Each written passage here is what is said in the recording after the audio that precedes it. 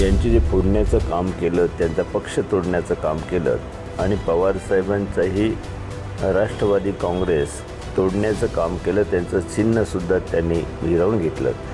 शिंदे असेल किंवा मग अजित पवार असेल यांचा रोष आहेच, पण त्याहीपेक्षा जास्त BJPवर अधिक रोष आहे. आणि ज्या पद्धतीनं आज शेतकऱ्यांना शेतमालाला भाव नाही आहे, सोयाबीनला 4,000 रुपयेसुद्धा भाव मिळत नाही आहे, शेतकऱ्यांमध्ये फार मोठी नाराजी आहे. त्या राज्यातली घडी विस्कटीत करण्याचं काम कोणी केलं असेल तर ते BJPने केलं. नवराष्ट्र महाराष्ट्राचा महासंग्राम या आमच्या विशेष कार्यक्रमात आपलं स्वागत करतो. काँग्रेसचे ज्येष्ठ नेते, तेलंगणाच्या काँग्रेसच्या विजयाचे शिल्पकार, ज्यांनी काँग्रेसचे राज्यभरात असंख्य कार्यकर्ते निर्माण केले, असे माणिकरावजी ठाकरे साहेब आपल्यासोबत आहे. यंदा ते दिग्रस मतदारसंघाचे उमेदवार आहे. त्यांचा निवडणुकीचा अजेंडा, निवडणुकीचं विजन कसं आहे आपण त्यांच्याकडनं जाणून घेऊ. साहेब, यावेळेला महाराष्ट्रामध्ये युती आणि महाविकास आघाडी यांच्यामध्ये निवडणूक होत आहेत. आणि युतीमध्ये BJP यांनी जे शिवसेना उद्धवजी ठाकरे, बाळासाहेब ठाकरे यांची जे फोडण्याचं काम केलं, त्यांचा पक्ष तोडण्याचं काम केलं आणि पवारसाहेबांचाही राष्ट्रवादी काँग्रेस तोडण्याचं काम केलं. त्यांचं चिन्हसुद्धा त्यांनी हिरावून घेतलं. आणि एकूणच त्यामुळे BJPवर फार मोठा रोष आहेच, यांच्यावर रोष आहेच की जे फुटून बाहेर गेलीत आणि त्यांनी गव्हर्नमेंट बनवली. शिंदे असेल किंवा मग अजित पवार असेल यांचा रोष आहेच, पण त्याहीपेक्षा जास्त BJPवर अधिक रोष आहे. त्यामुळं एक भावनात्मक अशा प्रकारचं निवडणुकीला सुद्धा रंग आलेला आहे. आणि ज्या पद्धतीनं आज शेतकऱ्यांना शेतमालाला भाव नाही आहे, सोयाबीनला 4,000 रुपयेसुद्धा भाव मिळत नाही आहे, अशा परिस्थितीमध्ये शेतकऱ्यांमध्ये फार मोठी नाराजी आहे. आणि ही नाराजीच या निवडणुकीमध्ये, शेतकऱ्यांची नाराजी, तरुणांची नाराजी, हीच या निवडणुकीमध्ये महाविकास आघाडीला यश मिळवून दिली, याबद्दलची कुठली शंका आमच्या किंवा जनतेच्या मनामध्ये नाही आहे. मी तोडाफोडीचं राजकारण जे महाराष्ट्रात झालं गेल्या 5 वर्षात, मी या विषयाकडे येणारच होतो. आपण प्रदेशाध्यक्ष होता काँग्रेसचे, आपण महाराष्ट्र पिंजून काढला. गेल्या 35 ते 40 वर्षामध्ये आपण काँग्रेसचं पिढी घडवली, महाराष्ट्राचं बदलतं राजकारण पाहिलं. आजचं जे तोडाफोडीचं राजकारण आहे, पुढल्या 5 वर्षातलं किंवा पुढल्या 10 वर्षातलं महाराष्ट्राचं चित्र कसं असेल, तुम्हाला काय सांगता येईल? नाही, आजपर्यंतही महाराष्ट्रामध्ये फार मोठा इतिहास आहेत महाराष्ट्राला. नेहमी आम्ही शाहू फुले आंबेडकर यांच्या एक आदर्शावर महाराष्ट्र पुढे चाललेला आहे, छत्रपती शिवाजी महाराज. आणि त्यामुळं इतर राज्यातलं राजकारण थोडं वेगळ्या पद्धतीनं चालत होतं, परंतु महाराष्ट्रामध्ये अत्यंत सुसंस्कृतपणे कुठला विरोधी पक्ष जरी असला तरी विरोध करायचा तर तात्विक याच्यावर विरोध व्हायचा. आणि तशा प्रकारे कुठेही जनतेला फोडाफोडीचं राजकारण किंवा एका कुठेतरी आपल्याला फायनान्शियल पैशाचा एवढा मोठा वापर, अशा पद्धतीनं राजकारण कधी नव्हतं.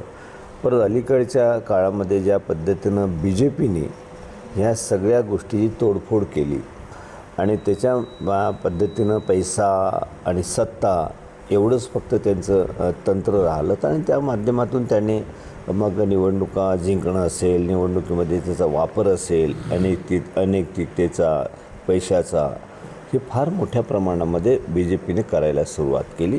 आणि त्यामुळे महाराष्ट्रातलं वातावरणच एकूण बिघडल्याचं जनता पाहते आहे की हे पसंत नाही आहेत. महाराष्ट्रातील जनतेला हे कदापि खपणारी नाही आहे आणि पसंतही नाही आहे की अशा प्रकारचं राजकारण या राज्यामध्ये चालावं. जे आदर्श सर्व राज्यासमोर जे राज्य ठेवत होतं, त्या राज्यातली घडी विस्कटीत करण्याचं काम कोणी केलं असेल तर ते BJPने केलं. आणि त्यांच्यासोबतच या ठिकाणी आज त्यांच्या पक्षामध्ये जे पक्षासोबत गेलेली आहेत, मंत्रिपदं ज्यांनी मिळवलेली आहेत, ती लोकांना एकच वाटते की बेईमानी करून, गद्दारी करून अशा प्रकारची यांनी मंत्रिपदं मिळवली आहेत. त्यामुळे त्यांच्यावरचा प्रचंड अशा प्रकारचा रोष जनतेमध्ये आहे. 20 वर्ष ज्यांनी पक्ष संघटनेसाठी पक्ष संघटन मजबूत करण्यासाठी काम केलं, आज बंडखोरीचं ग्रहण या संपूर्ण निवडणुकीला लागलेलं आहे. आणि बंडखोरीमुळे एक प्रकारे निवडणुकीचं वातावरण देखील गरम झालेलं आहे.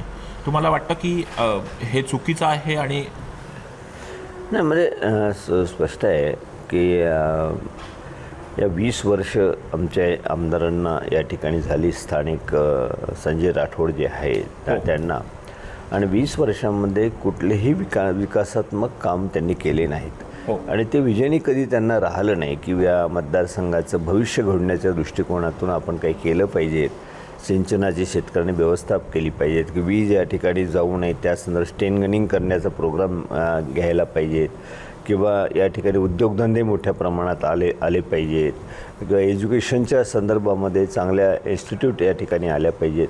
परंतु याच्यामधलं त्यांनी काही केल्याचं एकसुद्धा उदाहरण आपल्याला देता येणार नाही. आणि त्यामुळे त्यांच्यावरची प्रचंड अशा प्रकारची नाराजी ही लोकांमध्ये आहे की कुठेतरी मतं मिळवण्याकरता फक्त तेवढ्यापुरतंच काम करायचं, मला तुमच्या गावात अमुक द्यायचं आहे, मला तुम्ही मतदान करा, किंवा लोकांना सांगायचं की मी तुम्हाला हे देतो आहे, तुम्ही मला मतदान करा, एवढ्यापुरतंच मर्यादित त्यांनी संपूर्ण राजकारण फिरत ठेवलं आहे. परंतु 20 वर्ष या दिग्रस दारव्हा मतदारसंघातल्या लोकांची वाया गेलेली आहेत. कोणतेही विजन नसलेलं अशा प्रकारचं एक प्रतिनिधी म्हणून लोकांच्या समोर आहे. फक्त लोकांसमोर जायचं, पैशाचा वापर करायचा आणि त्या माध्यमातून लोकांना फक्त भुलावणी द्यायची, मी हे करतो आहे, ते करतो आहे.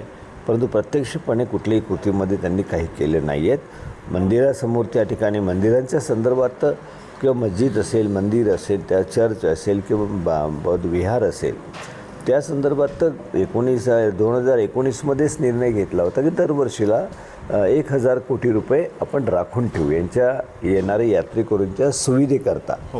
ते काही नव्याने यांनी कुठल्या मंदिराचं हे उत्थान केलं असं नाही आहे.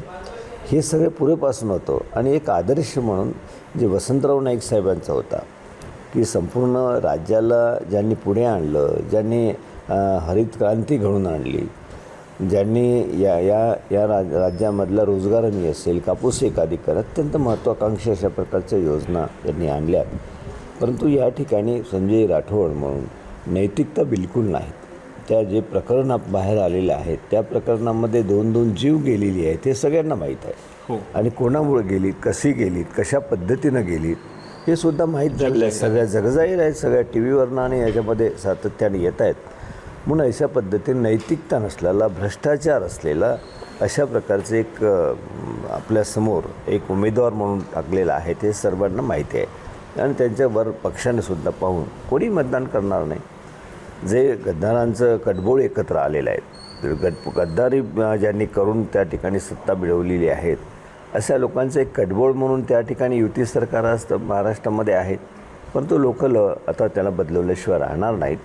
आणि सर्व महाविकास आघाडीकडे या लोकांचा कल आहे, मोठ्या प्रकारचं वातावरण आहे.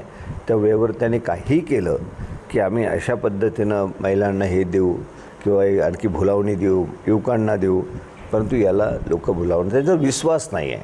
त्यांनी फक्त निवडणुकीपुरता, काँग्रेस जे करेल ते कायमस्वरूपी करेल. बरोबर. काँग्रेस, शिवसेना आणि पवारसाहेबांचा जो गट आहे तो, आमचे जे लोक विकास आघाडी आहेत, महाविकास आघाडी जे आहेत, ते जे सांगेल ते करून दाखवेल अशा प्रकारचा विश्वास लोकांना आहे. साहेब, बच्चू कडूंनी तिसऱ्या आघाडीची घोषणा केली. हा महाराष्ट्राचा तिसरा पर्याय असं बच्चू कडू म्हणाले.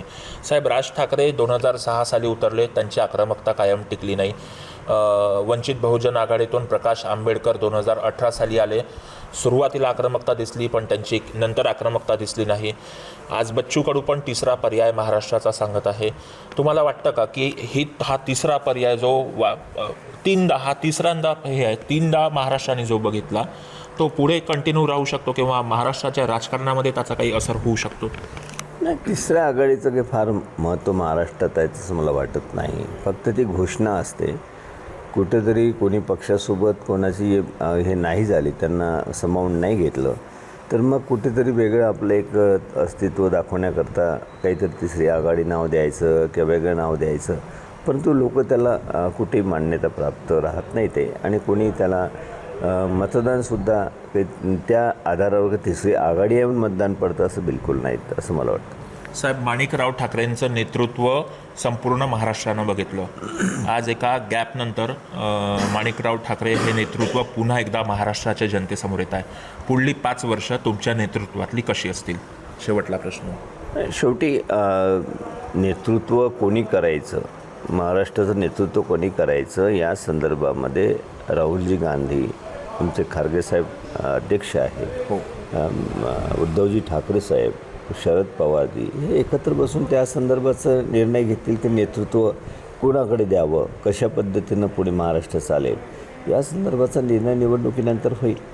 परंतु मला असं वाटतं की मी जे काही महाराष्ट्राला संघटनात्मक काम मी केलं ते फार काळपर्यंत युथ काँग्रेस 7-8 वर्ष 7 वर्ष काँग्रेस प्रेसिडेंट, 14 वर्ष मी जवळपेक्षा जास्त माझी नेतृत्व करण्यामध्ये गेली संघटनात्मक. हो, आणि प्रशासकीयसुद्धा 32 वर्ष नाही म्हटलं तरी मी विधायक राहिलो आणि मला पक्षश्रेष्ठींचा नेहमीच आशीर्वाद मिळाला आहे आणि जनतेचा साथ मिळाली, काँग्रेस कार्यकर्त्यांची साथ मिळाली.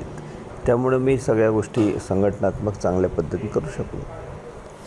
तर आपण बघितलं आपल्यासोबत होते महाराष्ट्राचे काँग्रेसचे ज्येष्ठ नेते माणिकरावजी ठाकरे साहेब. त्यांनी संपूर्ण काँग्रेसचं विजन राहुल गांधी यांच्या नेतृत्वात कशा पद्धतीनं पुढं चाललं आहे त्याच्या संदर्भात सांगितलं. आमचा महाराष्ट्राचा महासंग्राम हा कार्यक्रम तुम्ही असाच पाहत राहा. कार्यक्रमाला फॉलो करायला विसरू नका. इथले दिग्रस मतदारसंघाचे, यवतमाळ मतदारसंघाचे सगळे अपडेट्स आम्ही तुम्हाला याच माध्यमातून देत राहणार आहोत. माझ्यासोबत कॅमेरा पर्सन तन्मयसोबत मी राघवेंद्र टोकेकर, नवराष्ट्र, दिग्रस.